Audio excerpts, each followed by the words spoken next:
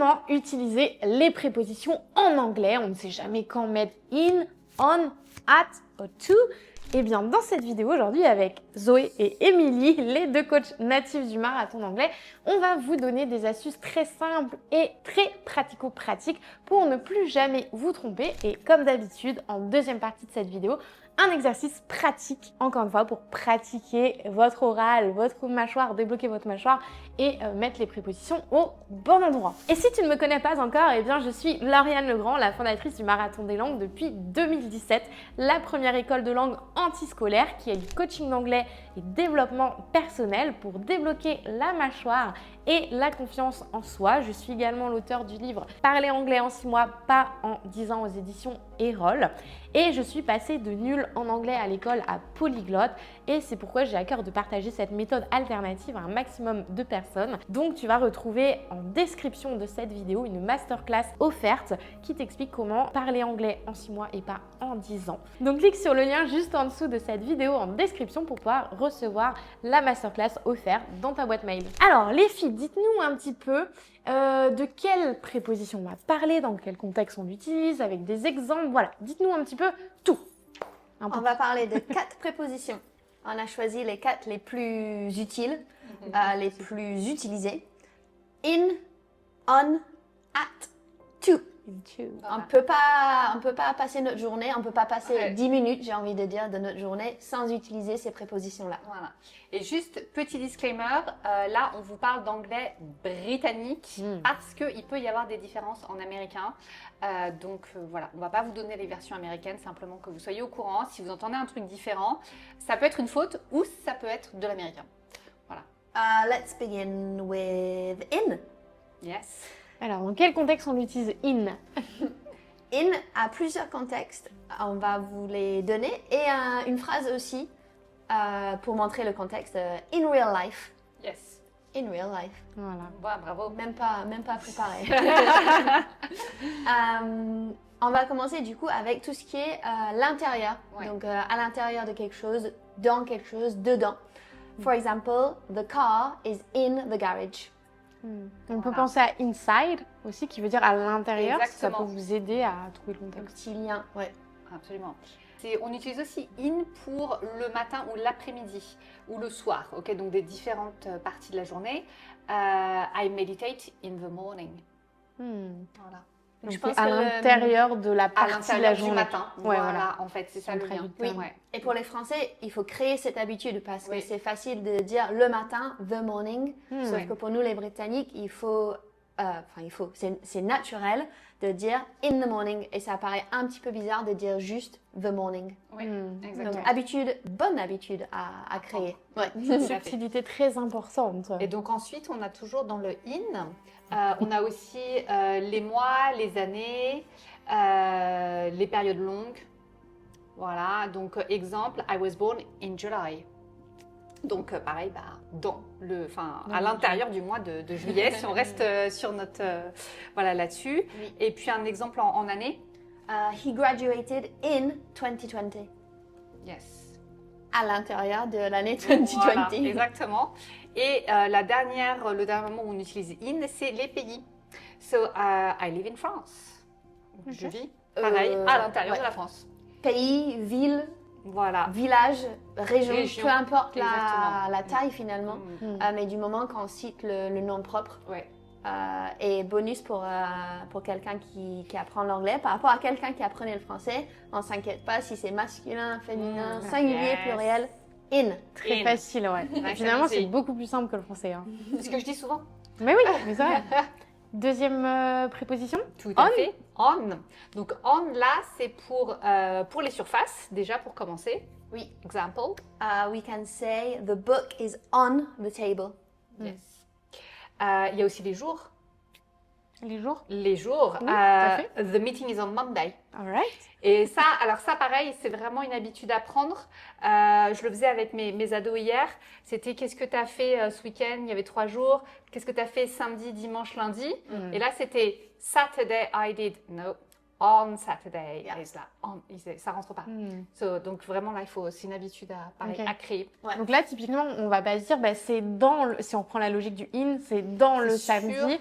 En Voilà. fait, quand on dit c'est le matin ou l'après-midi, c'est précis, c'est un moment de la journée qui est coupé. Mm. Là, c'est trop global pour mettre in. Voilà. Oui, c'est le jour entier, exactement. Et donc, c'est le jour de la semaine et aussi la date. Donc, on peut dire on Voilà. Monday, Mm. mais on peut aussi dire I was born on July 3rd. So, Voilà, donc les dates c'est précises. une seule journée. Mm. Soit on cite le jour Monday, Tuesday, Wednesday, soit on cite la date précise. Mais Voilà. il faut que la date y soit, parce que si on faisait juste juillet, Mm. July, ben on revient à ce qu'on vient de voir pour in. Exactement. Donc bien faire attention si on cite une journée, un mois ou une année, etc. Et donc c'est pareil, la question c'est si jamais on veut faire lundi matin, et bien là c'est le lundi qui prend le dessus. D'accord? Donc c'est si c'était in the morning, le matin.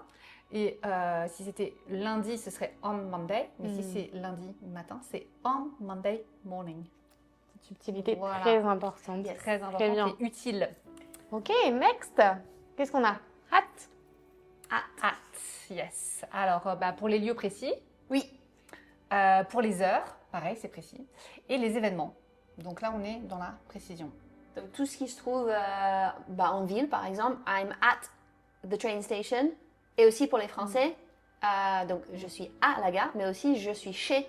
Donc je suis chez moi, I'm at home. Donc double traduction, on peut dire là-dessus. Voilà, mais c'est un lieu précis, home. Ça reste un lieu précis, T'en as qu'un, exactement.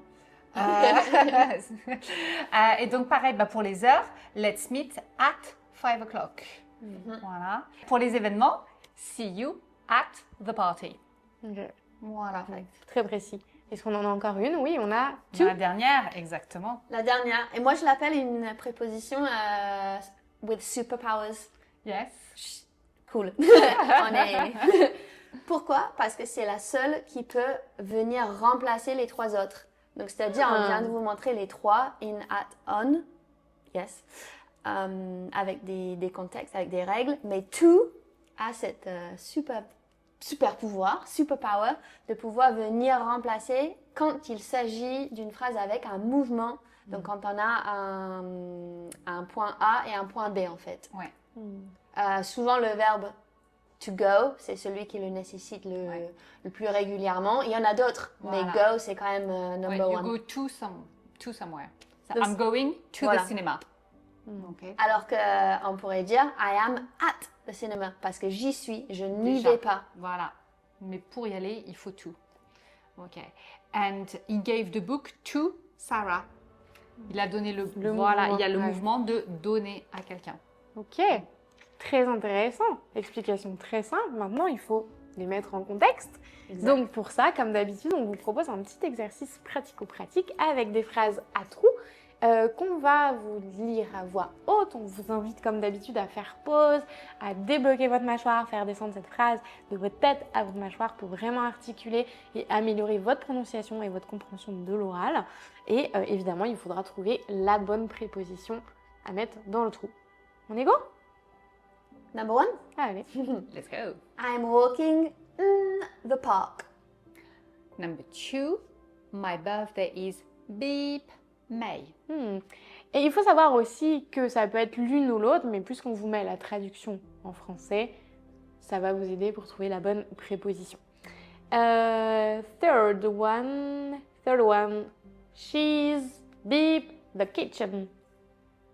Number 4, we're meeting Friday. Number 5, the kids are beep school. Number 6, sorry, I was lost. The keys are beep the table.